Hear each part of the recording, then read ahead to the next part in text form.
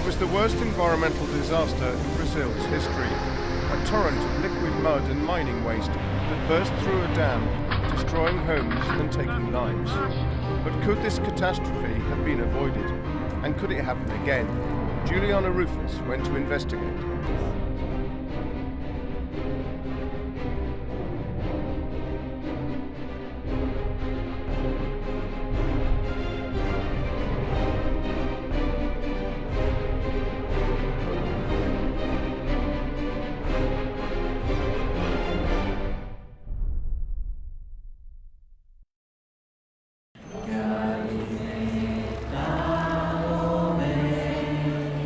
This church is filled with survivors of one of the world's largest and least known mining disasters.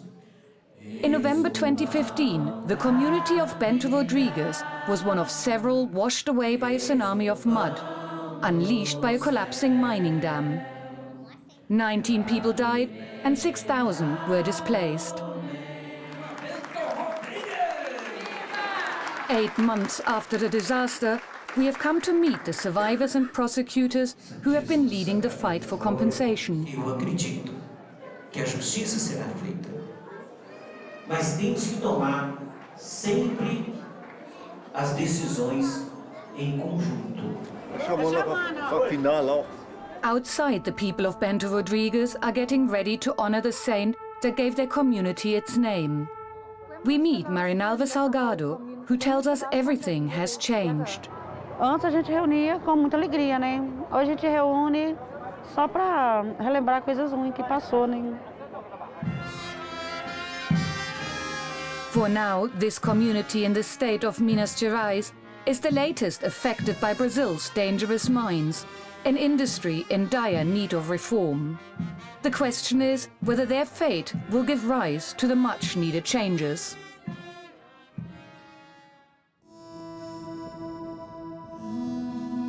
The following day, we have arranged to meet Marinalva again. Together with her daughter and her son-in-law, Marinalva has taken us to Bento Rodrigues to show us what's left of their former homes. Da frente para aqui, tudo que tinha casa, essa beirada aqui.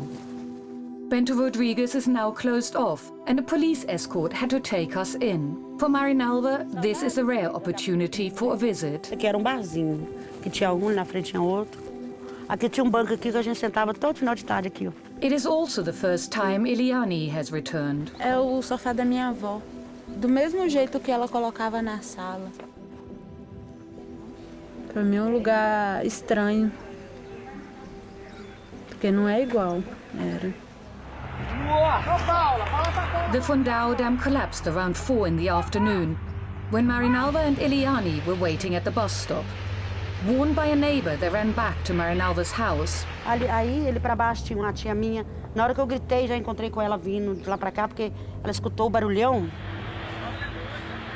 Aí eu gritando, corre tia, que a barragem vem, que ela olhou para cima, já vinha aquela onda em cima da gente.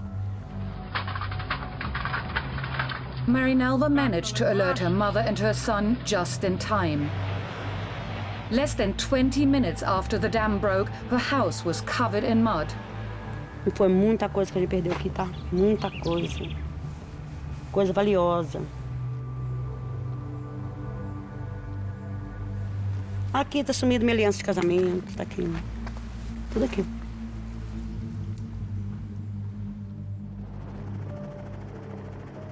$50 million cubic meters of muddy wastewater produced by one of São Marcos' iron mines had been unleashed. Within days, several police investigations were launched, eventually concluding that the company had been using mining waste to build the dam instead of rock and gravel. Experts went on record to say that São Marco had also failed to drain the dam as required. Over the next 2 weeks, the tsunami of mud traveled 650 kilometers down the River Doce, flooding 2 more communities and killing fish and wildlife in its wake before reaching the Atlantic Ocean. Police reports detail how São Marco executives had commissioned changes to the dam against the advice of the engineer who built it, and even ignored his warnings when he spotted cracks during an inspection. The final recommendation was to charge the company executives with homicide, a decision that São Marco considers mistaken. Já li o que tá aí, ô Cleito. Samarco queria nos matar, mas Jesus nos salvou. Some of Bento Rodriguez's people say they weren't surprised. They had long been worried about Samarco's failure to install a warning system or put in place an evacuation plan.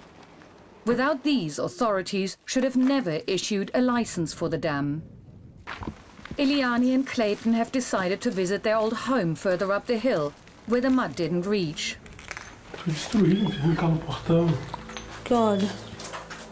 Inside the house, they find a different sort of destruction. Ô, gente, meu casaco que eu mais gostava. After they fled, their place was looted.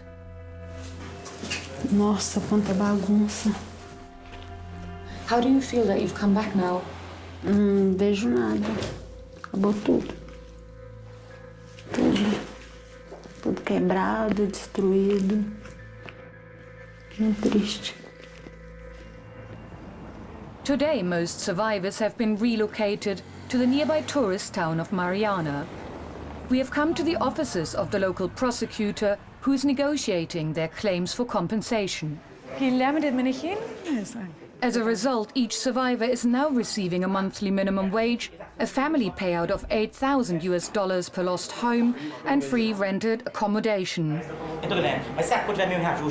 In today's meeting, human rights prosecutor Guilherme de Sameneguin is collecting evidence about looting from the victims' representatives.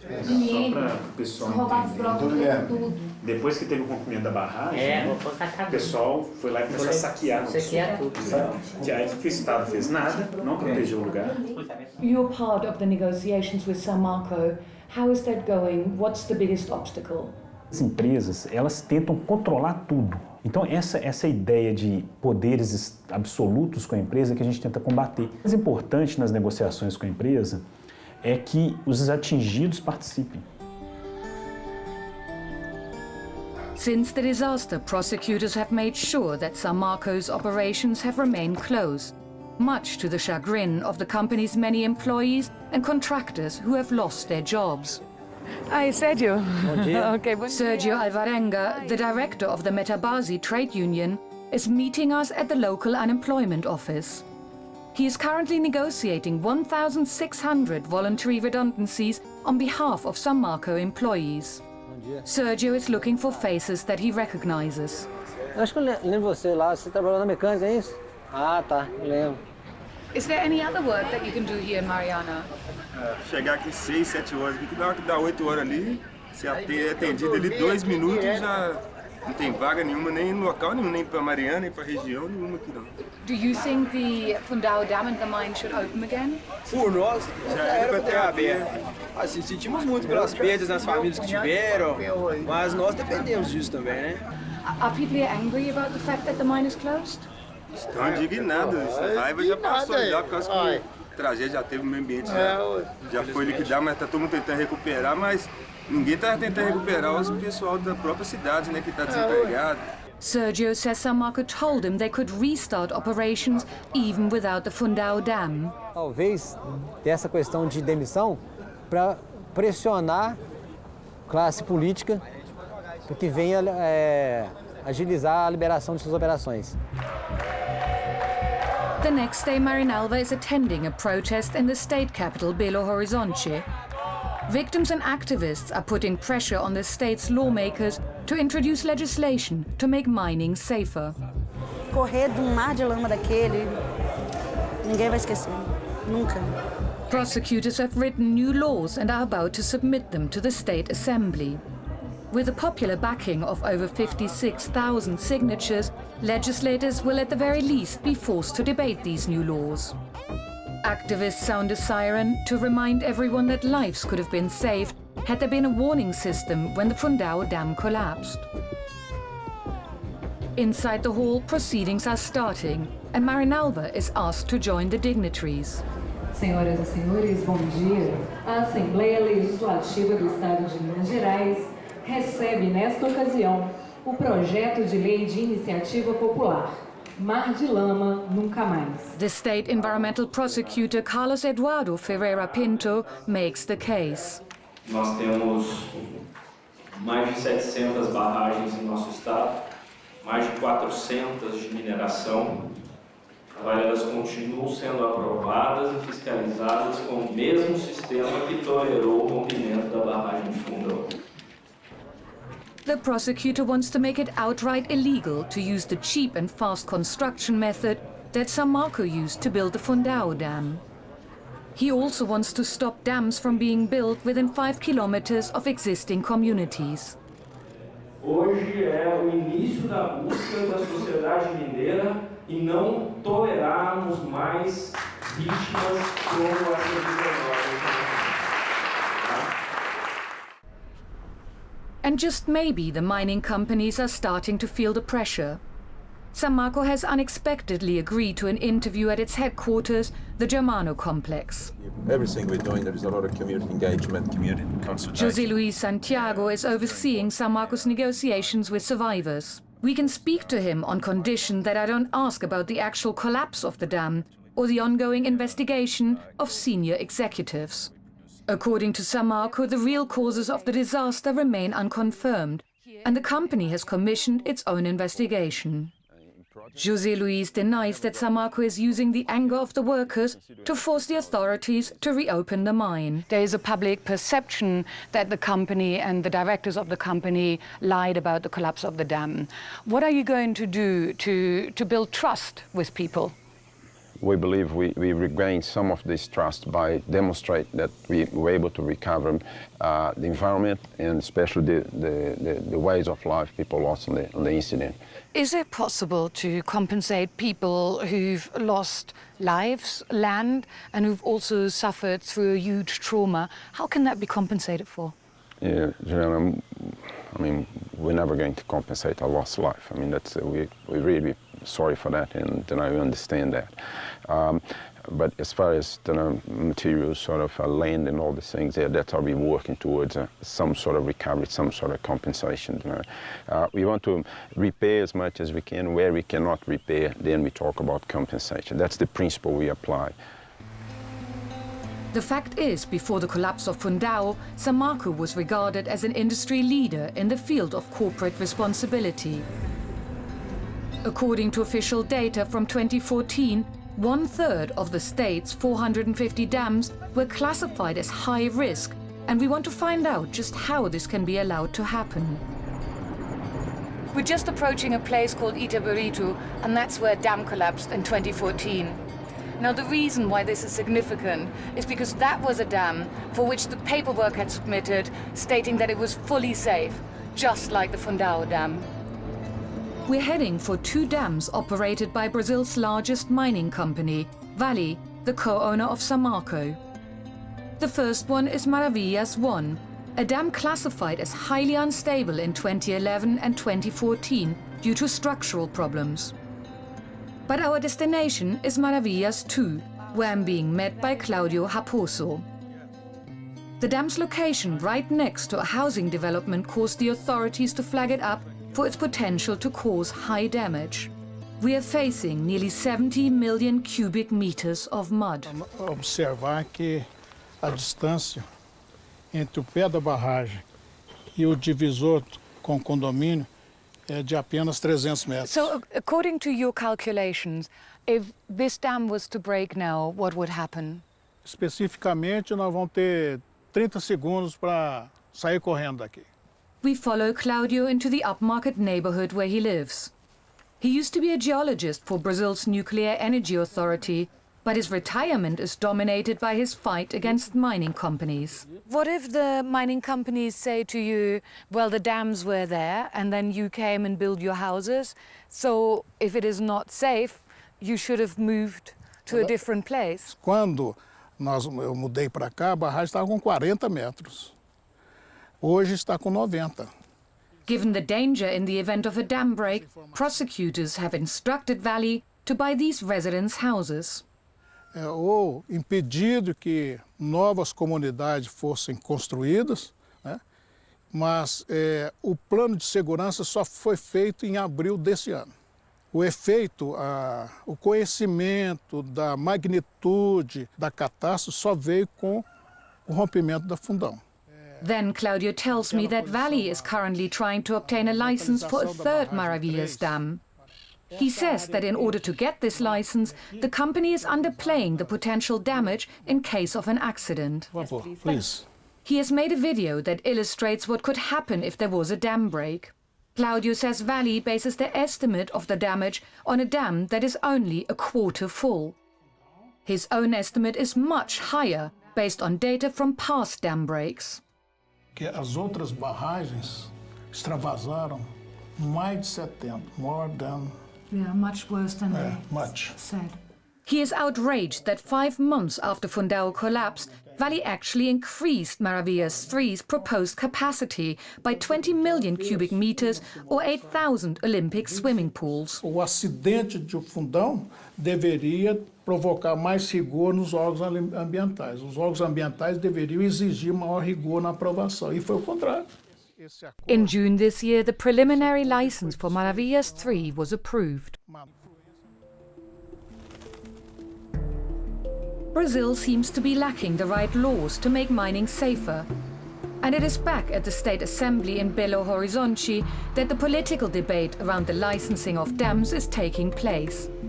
Within days of the collapse of Fundão, a commission was appointed to write a report and to propose new laws.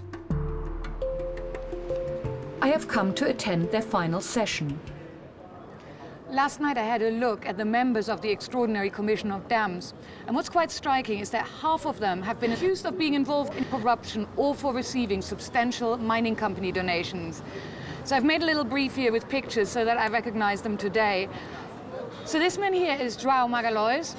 He's particularly interesting because he's currently on trial for dozens of corruption charges. He's accused of being involved in selling an illegal mining concessions in a case that involved a staggering bribe of $500,000. And then here, the deputy Gustavo Correia has received over $70,000 in campaign donations from mining companies. Mining companies donated nearly $10 million during Brazil's 2014 general elections. This prompted such concern about the influence of Brazil's largest companies that a year later, the Supreme Court ruled future campaign donations illegal. In the Assembly Hall, victims of mining disasters and activists prepare to keep up the popular pressure. But we hear that João Magalhães, the lawmaker facing a string of corruption charges, is nearby. A local journalist makes an introduction. Juliana. Eles são da TV Aljazeera, a gente está fazendo uma matéria sobre as barragens. Como o senhor fez parte da comissão, a gente está entrevistando todos. Mas uma entrevista, relator, Rogério. Não, vamos. Eu sou relator, eu não vi nenhum relatório ainda. Can we speak to him afterwards? Can we speak to you later? Posso? Já. Aonde? Aqui mesmo? I'm not really sure why he's saying that he hasn't seen the report. I've actually got a copy and he's listed as one of the co-authors. Back in the Assembly Hall, Commission members are arriving and the session has opened. Gustavo Correia starts with a passionate intervention on behalf of São Marco. A empresa não atuou. A empresa atuou de forma responsável, obteve sempre os melhores prêmios de sustentabilidade ecológica. Some people in the audience disagree.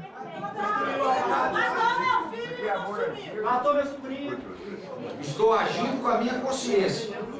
Os culpados devem ser culpados. And there are also São Marco supporters. Mas nós não podemos prejudicar milhares e milhares de mineiros em função de vaidades pessoais. Então eu volto aqui a dizer, a São Marco deve retomar suas atividades o mais breve possível. Then Rogério Correia, the report's main author, presents the proposed new laws. In line with the People's Petition, the first law proposes to ban the construction of dams like Fundão and wants to block new dams from being built near existing settlements. In addition, it suggests increasing the mining tax to improve the authorities' oversight. Esse é o ponto alto, que eu diria, da Assembleia Legislativa. A função principal nossa, alterar agora, feita com que isso não ocorra novamente, tendo, portanto, uma legislação mais rígida. The panel agrees for all laws to go forward, but this is only the very first step. Now the proposed laws face a journey of fact-finding, debate and approval by 4 more commissions before being put to a vote in the Assembly. It is here that previous attempts to reform the mining sector failed when politicians stalled the voting process. So the question is whether the lawmakers' hearts really are in the new legislation. And we look for João Magalhães again. You're on trial for dozens and dozens of corruption charges. Why should the Brazilian people trust you to act in their interest? Please, why should you be trusted, sir?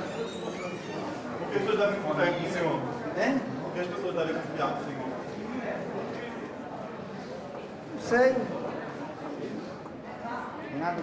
You're not going to tell us?